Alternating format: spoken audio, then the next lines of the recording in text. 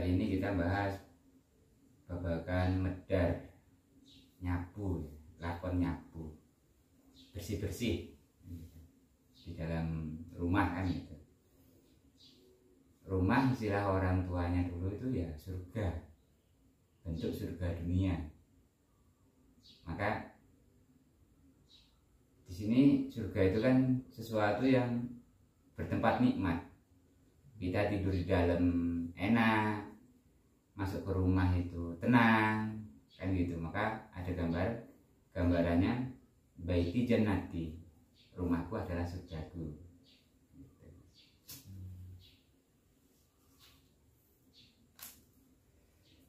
Nah, kita ngulas masalah lakon nyapu ya. Banyak, walaupun kita anak muda itu kadang disuruh orang tua untuk nyapu males. Suami atau istri kalau suruh nyapu kadang sambil gerutu. Jadi sampai enggan gitu, bersih-bersih di dalam surganya sendiri. Logikanya kalau surga sudah tidak enak ditempati menjadi apa? Neraka kan. Atau kadang kita masuk ke rumah orang bersih tapi tidak tenang. Nah itu kenapa? Padahal bersih, dipel, higienis, tapi tinggal di situ kayak gersang.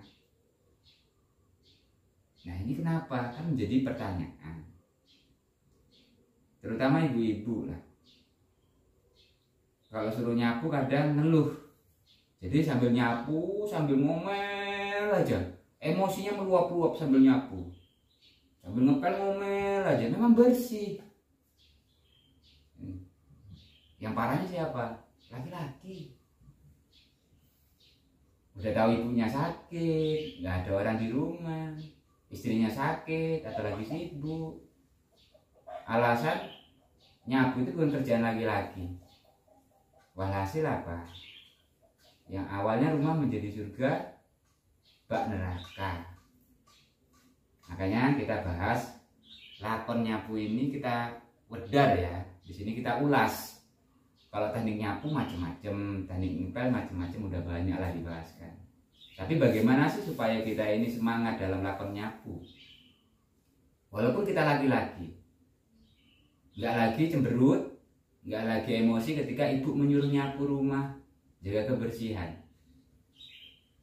Ketika menggantikan istri, karena ada lakon lainnya, tetap kita kerjakan, tidak mengandalkan istri untuk bersih-bersih di dalam rumah sendiri.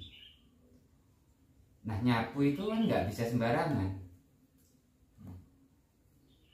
ada aturannya, maka ada mitos-mitosnya. Kaitan dengan nyapu ada mitos, nanti kita bahas di sesi yang berbeda mitos nyapu itu kan. Nah di sini kita bahaskan supaya kita tidak miskomunikasi dengan lakon kita di duniawi.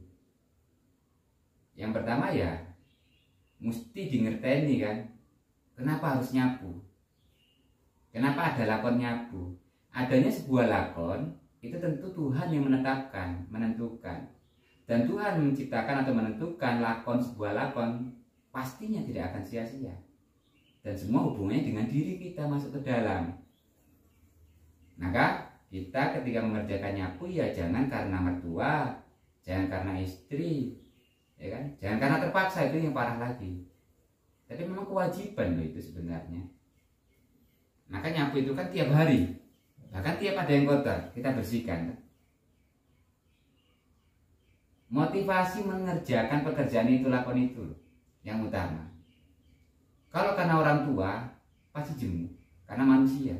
Kalau karena istri atau suami pasti akan tertambat pada kejenuhan, mangkel, bergedel, terpaksa akhirnya. Nah karena apa? Nah kita udah bareng-bareng. Banyak orang nyapu juga ya sembarangan kan gitu ya.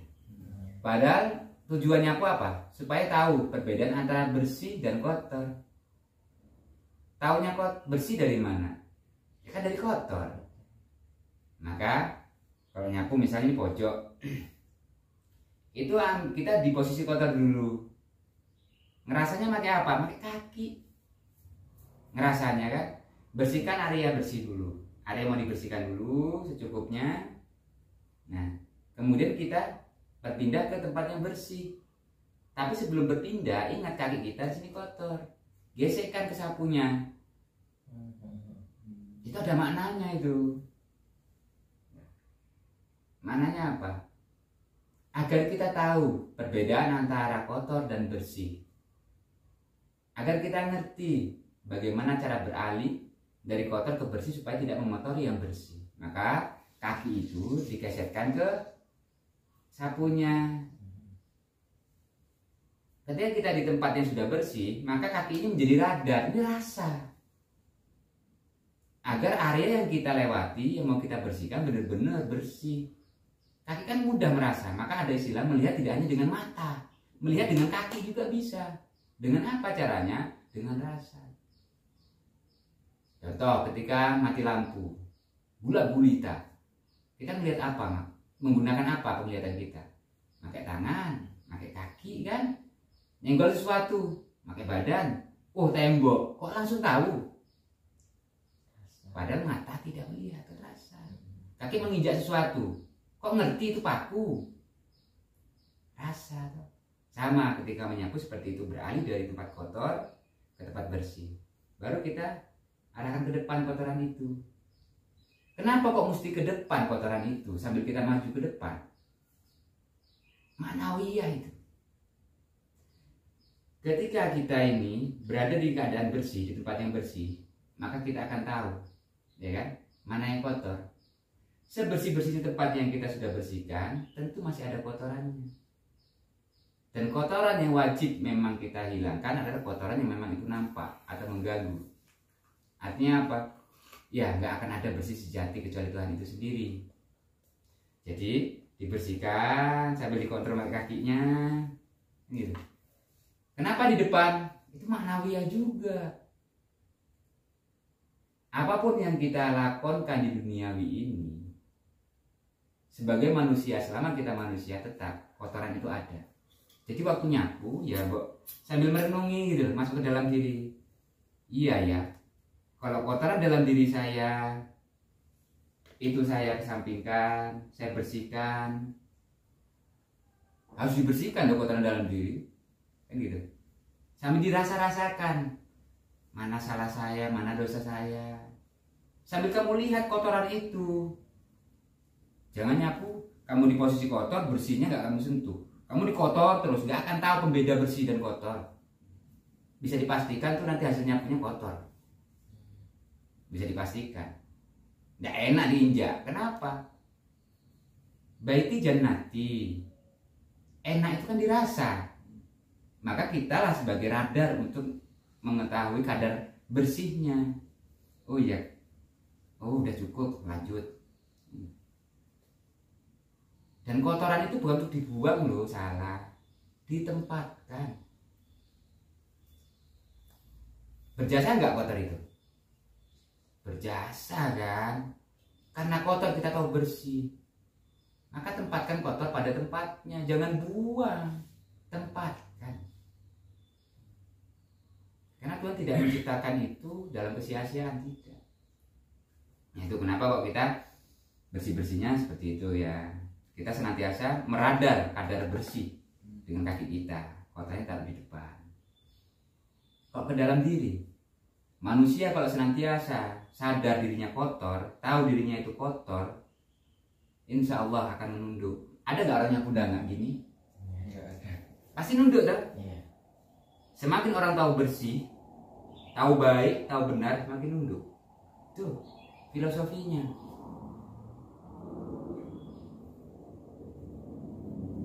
Gimana kita bisa mengerjakan lakukan bersih kalau bukan kita sendiri yang bersih-bersih kan gitu. Maka sebagai laki-laki ya jangan gengsi, jangan hanya menugaskan kebersihan hanya pada perempuan. Siapa saja berlaku itu. Karena itu lakon diri. Rumah ini ibaratnya apa coba? Ya diri kita atau rumah ini. Ada bilik-biliknya, ada ruang-ruangannya kan? Diri kita. Jadi kalau waktu membersihkan ya Mbok barengi dengan ngaji diri. Oh iya. Supaya apa? keluar energi positif. Apapun kalau kita kerjakan dengan sepenuh hati, sepenuh rasa, maka beda rasa. Beda lagi kalau dengan emosi, bayangin. Padahal itu untuk ditepati. Emosi itu apa? Api membara. Sama halnya kita bakar rumah itu. Hawanya, udaranya beda. Udah gak sapu, gak ada yang ngerti. Bolak-balik nyapu, gak ada yang bantuin. Satu, sia-sia lakon itu. Melumuri kebersihan itu sendiri. Terlumuri dengan nafsu. Bersih secara mata, dohir, secara rasa tidak, karena nggak ikhlas. Air ini ada profesor dari Jepang sudah meneliti. Kalau kita emosi ya, ini berubah loh, membunuh sifatnya setelah di mikroskop. Tapi kalau kita dalam keadaan hati damai, tenang, sejuk, ini menghidupkan. Sesuatu yang membuat kita hidup apa coba? Semuanya yang menjadikan kita lebih hidup. Contoh rumah ini hidup sebenarnya kan, cuma beda versi, nggak beruh mungkin ya. Apapun yang bisa membuat kita makin hidup, itu menghidupkan, itu hidup lah. Nah, renungin. Nyapu sambil emosi, bayangin, nggak kebayang kan? Bukan malah membersihkan, membakar, hangus. Memang bersih secara zahir, tapi secara rasa, secara batin. Dan nanti aura di dalam rumah, kalau kita nyapu dengan emosi, hawanya itu hawa panas semua. Mudah menyulut emosi yang lainnya tinggal di situ. Ya logikanya ginilah. Kamu capek, ada yang nyapu, sambil ngomel-ngomel, tersulut nggak emosi kamu? Sementara rumah ini surga dunia dong. Tempat kita untuk beristirahat, berimajinasi, ya kan, menenang, makan dan sebagainya. Kamu masuk terngiang-ngiang karena hawa-hawa emosi waktu nyapunya itu masih ada. Makan pun nggak tenang tuh. Mau duduk aja nggak tenang tuh. Neraka jadinya. Akhirnya apa? Psikis kena, psikologi kena, kepribadian kena, pikiran buntu. Itu loh bahayanya kalau nyapu sambil emosi. Nah di sini bersih-bersih yang kotor. Kotor itu apa? Perlu dipahami juga. Nanti dibersihkan semuanya. Ada emas disapu, gara-gara jatuh di bawah. Ya kan? Ada sebarang yang masih berharga, sapu aja. Apa seperti itu bersih-bersih? Bersih-bersih itu salah satu maknanya di tempat yang lain adalah menempatkan sesuatu pada tempatnya. Yang ini berharga ya taruh di tempatnya. Yang sampah makanya tadi kita bilang tidak membuang tapi menempatkan. Ini sampah, nggak baik untuk kesehatan misalnya, membahayakan, tempatkan pada tempatnya, ya kan? Di tempat sampah. Ada buang sampah? Nggak ada, tapi tempat sampah. Kenapa kok dinamakan tempat sampah? Karena sampah itu ditempatkan, bukan dibuang. Yang ada warning di pinggir-pinggir jalan, dilarang membuang sampah di sini. Kenapa? Nggak ada tempatnya. Sampah itu bukan untuk dibuang, tapi ditempatkan pada tempatnya. Maka lakon bersih-bersih seperti itu. Agar kita tahu menemukan mana yang berharga, mana yang tidak berharga. Ditempatkan pada tempatnya. Ya. Kalau kita masuk ke dalam diri, oh ya lakon saya tadi ada yang nggak pas, nyinggung orang. Kalau nggak kita sapu diri kita, hati kita, ketemu nggak? Nggak ketemu, sombong nanti. Maka semakin merunduklah manusia itu ketika dia tahu lakon sejati dalam dirinya, lakonnya di dalam rumahnya. Bumi ini marah ke orang-orang yang sombong. Salah satunya apa? Yang apa-apa dengan emosi. Meradang bumi ini. Air berontak, nasi berontak, semuanya berontak. Jadi kalau kita nyapu dalam keadaan emosi, wah rusak semua. Ya logikanya gitu ya. Tahu gelas karena emosi ditendang aja, piar. Oke nggak kena kakinya, rugi nggak satu gelas terkurang. Ada barang berharga dicampakkan, piang, rugi nggak? Merusak toh, marah itu merusak kalau nggak ditundukkan.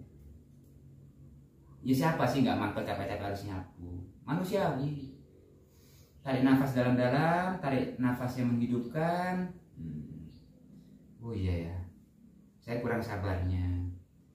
Ini kotoran yang nampak saja, saya masih belum mampu mengendalikan atau membersihkannya dengan baik. Apalagi kotor diri saya, yang nggak nampak. Dan ini membahayakan apa?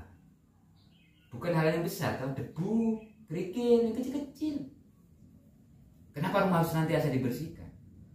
Karena di situ bahaya semua. Coba kalau lembab, kena angin, masuk ke makanan. Kalau di situ batu semua, cepat mudah bersihkannya. Ya kan? Batu besar-besar misalnya, tidak mungkin. Karena lakukan bersih-bersih itu membersihkan sesuatu yang memang dimensinya itu bendanya kecil. Sama juga ke diri kita. Kalau kita nggak biasa mengenali tata cara pembersihan di luar diri kita, bagaimana mengenali cara membersihkan dalam diri kita? Ini pikukuh rumah ini, gambaran hati. Makanya kalau nyapu jangan nggak pakai hati. Kita bisa memprediksi loh, orang itu terpaksa nyapunya. Bisa diprediksi tuh hatinya, keadaan kondisi hati ini seperti apa. Bisa. Udah bersih tapi kenapa gerah, kita tinggal, segan. Bisa diprediksi sifat tabiat orang yang punya rumah. Gambarkan hati enggak? Hati. Gambarkan rasa loh itu. Jadi kita dalam lakon bersih-bersih jangan sebatas agar bersih. Jangan eman. Nanti suntuk. Males.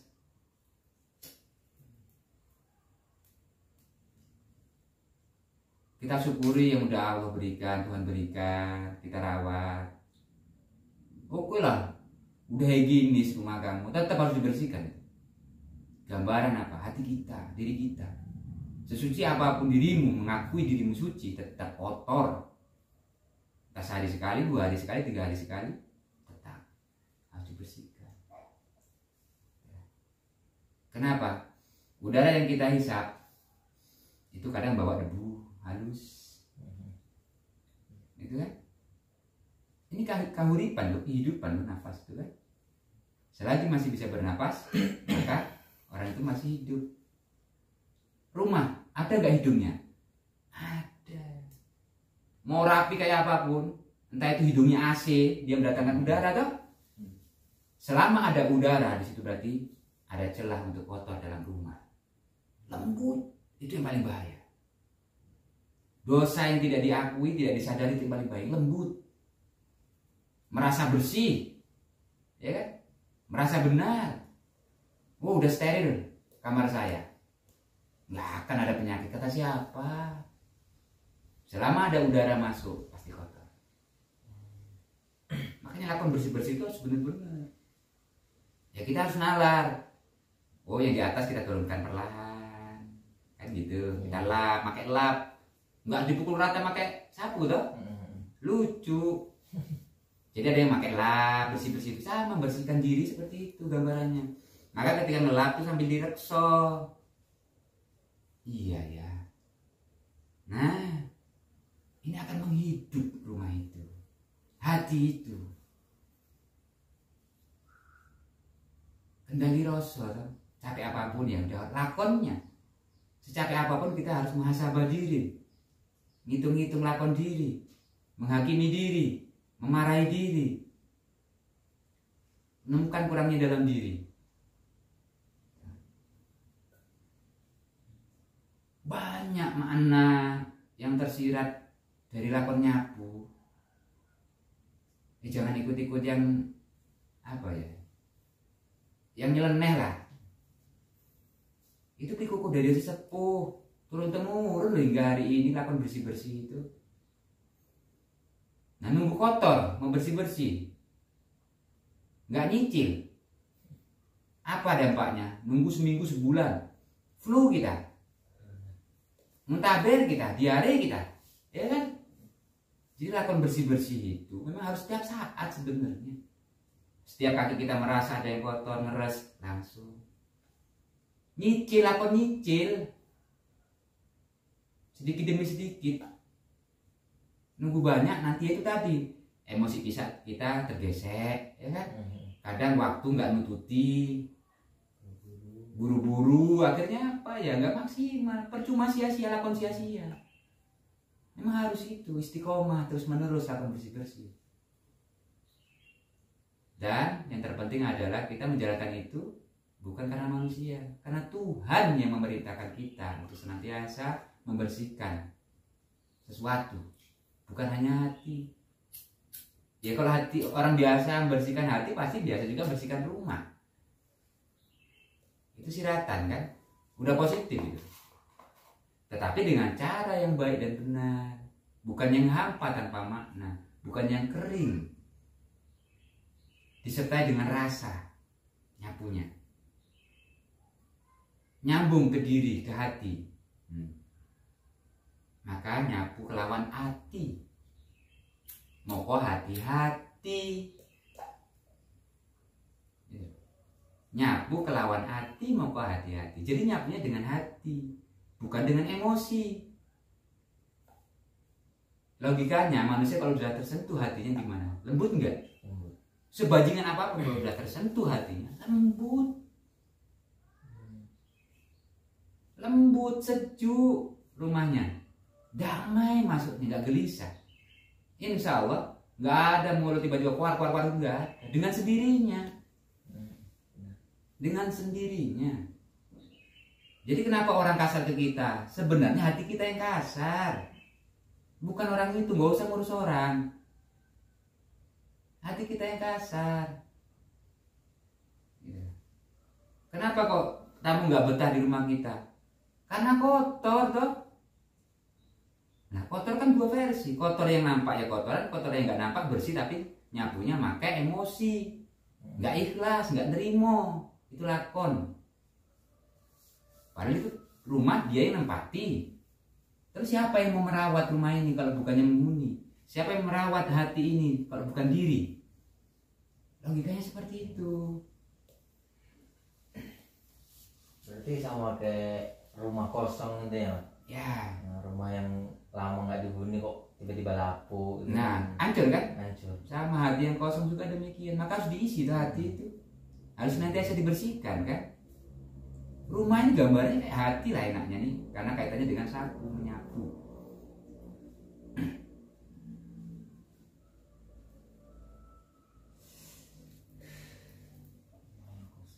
Nah, coba kita renungkan bersama kan.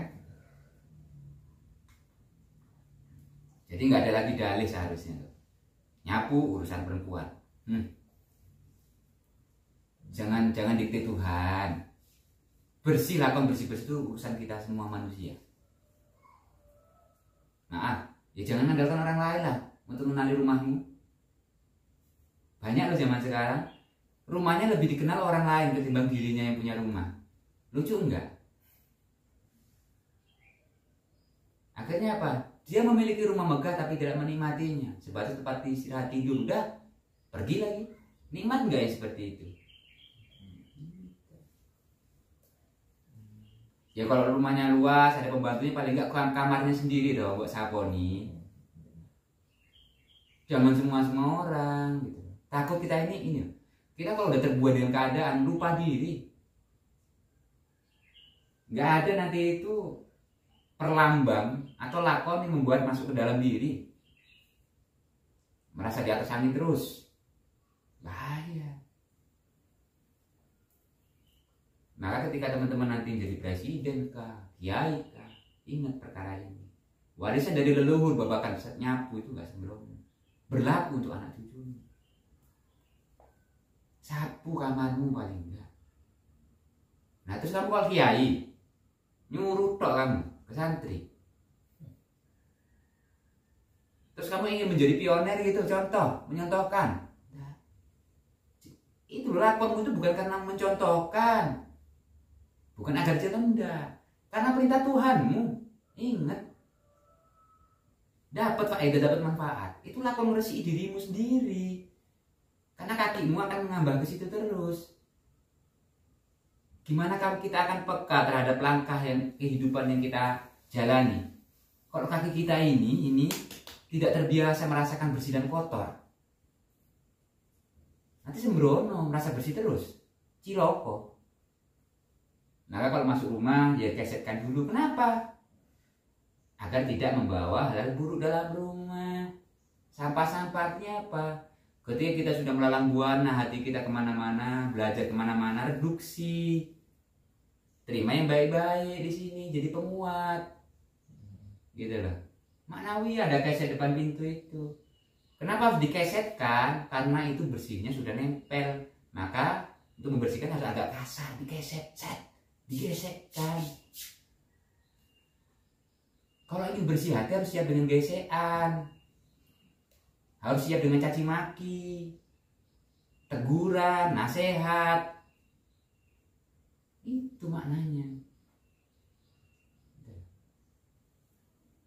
Ya kalau kotor udah melekat, nggak digesek, lepas nggak? Misal ada getah di sini, nggak digosok, dibiarin. Iya emang akan hilang. Tapi kapan? Malu nggak? Ya harus digesek, makanya untuk babagan hati. Ya harus siap dicaci maki, dihina, difitnah, disepelekan. Harus siap, jangan pas naik emosi sama dengan kamu nyapu, udah nggak gini tuh. Bersih, nggak nerimo. Oh iya, salah saya, kotor diri saya. Karena kita dimplu, bukan hina ya. Anda pasror. Maka kita tahu mana kotoran yang sebatas disapu hilang, mana yang tidak. Mana harus dikerok. Supaya apa? Ketika lakon ngepel, itu bisa bersih kinclong. Kan ada tuh, karena kotoran yang melekat harus kita kerok dulu kan. Sama gambarannya itu dalam diri kita. Kalau kita sering menemukan waktu nyapu itu, kotoran yang melekat kerak, kotoran yang mudah disapu, insya Allah itu jalaran atau perantara untuk tahu kotornya diri, hati diri. Oh ya ini harus saya paksakan. Oh ya ini harus begini. Oh ya ini saya harus siap dicaci. Gitu lah. Jadi motivasi utama nyapu, ngaji.